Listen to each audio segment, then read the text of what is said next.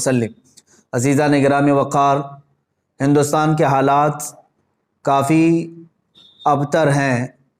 Corona के मर्ज़ को लेकर हर जगह बहुत सारी बेकरारी का माहौल है, मगर उसके बढ़कर एक जहरीला सांप डासना की मंदिर से अब भी अपना जहर उगल रहा है। चंद दिनों कबल जिसने पूरे हिंदुस्तान के हिंदू मुस्लिम माहौल को ख़राब करने के लिए मेरे आका सल्लल्लाहु तआला अलैहि वसल्लम की शान को निशाना बनाना शुरू किया, मुसलसल पिछले 2 माह से वो अभी उसी तरह का जहर उगल रहा है। आप हजरात को मालूम है, पिछले 2 हफ्ते कबल मैंने उसको मुबाहले का चैलेंज दिया था और वो एक्सेप्ट करके बाद में परमिशन का बहाना बनाकर मैदान से भाग निकला।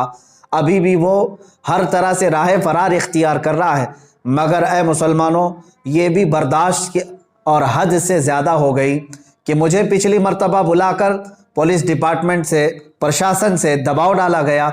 अचानक मेरे घर पर पुलिस और ऑफिस को धक्का देकर के अंदर पुलिस और बग़ैर किसी नोटिस के पुलिस वालों ने मेरी ऑफिस पर इस तरह से आकर के तमाशा किया।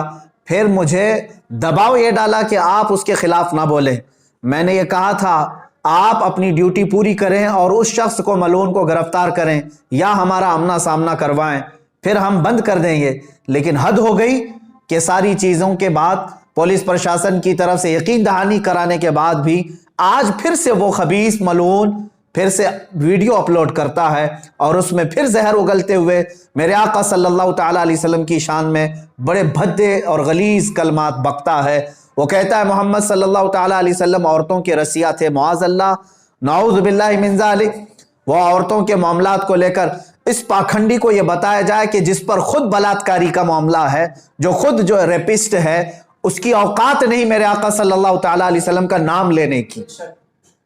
और ये मलऊन भरसरे ऐलान कहता है कि मेरी जिंदगी का एक ही मकसद है, इस्लाम का विनाश करना, इस्लाम को ख़त्म करना।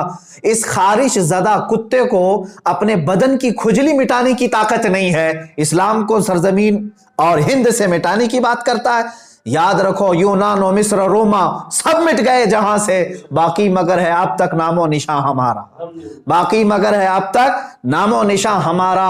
और हम इस धरती पर रहेंगे और हर बार कहते रहेंगे अल्लाहु अकबर। तुम 1000 बार 1000 टुकड़े कर लो, हर टुकड़ा पुकारेगा अल्लाहु अकबर। इंशाअल्लाह अज़ीज़ इस्लाम और कुरान अजीम और मोहम्मद अरबी सल्लल्लाहु तआला अलैहि वसल्लम की ज़ात पर भौंकना बंद करो। और फिर मैं गवर्नमेंट से कहता हूं, हम जैसों पर दबाव डालने की बजाय उस पाखंडी को क्यों नहीं गिरफ्तार किया जाता? पूरा हिंदुस्तान बेचैन है, हर जगह का मुसलमान बेचैन है। इनकी क्या मजबूरी है? ये हमारी तहकीक पे पीछे लग गए, हमारे आसपास वालों को गिरफ्तार करना शुरू कर दिया, हमें नोटिस देना शुरू कर दिया। ये कौन सा दुगला इंसाफ चल रहा है यहां पर? जो प्रोटेस्ट करने जा रहे हैं उन बच्चों को FIR करके अंदर किया जा रहा है और उस खबीस मलून को भौंकने की खुली आजादी दी जा रही है। इस दुगलेपन के हम खिलाफ आवाज उठा रहे हैं। और ए मुसलमानों, ये मेरा मैसेज है, काफी दिनों से इंतजार में है। मैं उलमाए ज़वील एहतराम से कहना चाहूंगा, जितने लोगों ने मुझे मैसेज किया, सब अपने आप तैयार रहें। इंशाअल्लाह अज़ीज़ ये फकीर कादरी दिल्ली पहुंचने की पूरी कोशिश करेगा। इंशाअल्लाह 17 रमजानुल मुबारक की तारीख है। इंशाअल्लाह अज़ीज़ उस तारीख को या फतह इस्लाम होगा या तो फिर ये एक्शन लेंगे या फिर हमें ये गिरफ्तार करेंगे। बात आप तक मैंने ये मैसेज देने के लिए आपके सामने हाजिरी दी है। तमाम उलमाए ज़वील एहतराम आज ही से अपनी तैयारी शुरू फरमा लें। और 17 रमजानुल मुबारक 30 अप्रैल की तारीख हमने दी थी और हम चाहते हैं कि वह आमना सामना करे। उस पाखंडी को अगर अपनी हकीकत बताना है तो आए, मरदूद ज़माना हमारे सामने है। जितना वो बैठकर गुफे में भौंकता है, एक बार वो आमना सामना करने की कोशिश तो कर ले। मैं बार बार इस चीज को ललकारता रहा हूं, चैलेंज करता रहा हूं। प्रशासन से मैं बड़े अदब के साथ कहूंगा, यह बात बोलने की मुझे जरूरत ही क्यों आती अब तक, अगर तुम उसे अरेस्ट कर लिए होते या अपनी ड्यूटी पूरी कर रहे होते। अब इसके बाद अवामुन्नास के लिए क्या फैसला होगा और क्या मैसेज जाएगा, अकाबिरीन से, उलमा से मशवरा करके कल इंशाअल्लाह अज़ीज़ या इसके बाद आप तक बात पहुंचाई जाएगी। हर इलाके का मुसलमान बेदार रहेगा इंशाअल्लाह अज़ीज़। ہم یہ بتائیں گے کہ تم جن کو ایزی کیک سمجھ کر کے بار بار کھاتے رہے، نام رسول پر اب ہم اپنے آپ کو کھانے نہیں دیں گے انشاءاللہ۔ ہاں، مصطفیٰ کریم صلی اللہ تعالیٰ علیہ وسلم کی عزت کی بات آئے گی، پھر تم ہمارے ٹکڑے کر لو یا جس طرح سے بھی ہمارے ساتھ معاملہ کرو، ایک دن نصرت الہی تو آنا ہے، اللہ رب العزت کا قہر اترنا ہے، اور ان سب کو وہ زمین پر انشاءاللہ العزیز بھسم کرے گا۔ ہم تو امید یہ لگائے بیٹھے ہیں، اے رب ذوالجلال وہ دن بھی دکھا جب یہ خارش زدہ کتا تڑپتا ہوا مر جائے اور بھونکنا بند کرے، اس کا انجام بھی ہم یہاں سے دیکھ کر کے جائیں۔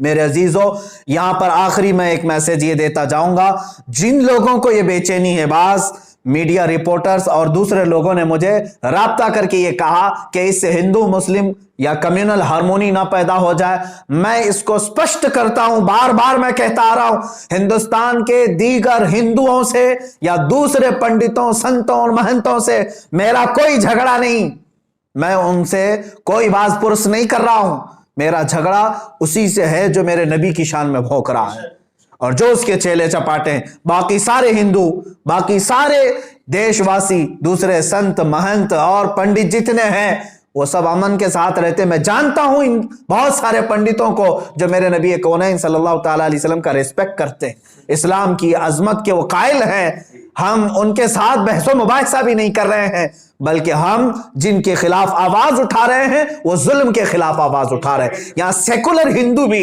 ہمارے ساتھ کھڑا ہوا نظر آئے گا اور وہ بھی کہے گا کہ یہ غلط ہو رہا ہے، یہ غلط ہو رہا ہے کہ ایک شخص کو اتنی چھوٹ دی گئی ہے کہ وہ اناپ شناپ بکے جا رہا ہے۔ ارے ایک ہوتا علمی اختلاف، لیکن یہ تو گالی گلوچ پر اتر آیا ہے، اور ہم نے کہا ہے گالی دینا ہے، ہم جیسوں کو تو 1000 گالیاں دی جا رہی ہیں، اس خبیث کو بھی یہ چاہیے تھا کہ تو مجھے نشانہ بنا لے۔